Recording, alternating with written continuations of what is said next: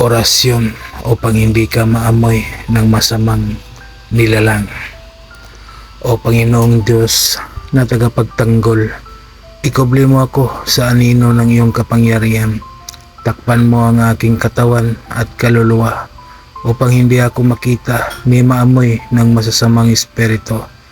Sa ngalan ni Jesus, itinatalokbong ko ang iyong banal na dugo bilang aking kalasag at kanlungan.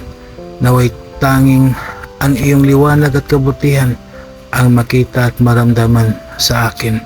Amen. Bigkasin lamang ang mga orasyon na sumusunod ng 3 beses at iihip sa isang basong tubig at inumin. Di kaya iihip mo sa iyong dibdib.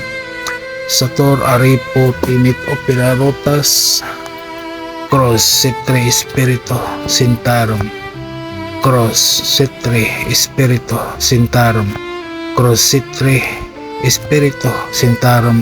Amen. Gawin ito araw-araw upang hindi ka maamoy ng masamang nilalang. Maraming salamat sa mga tao na naniniwala at tumangkilik sa mga binahagi kong kaalaman.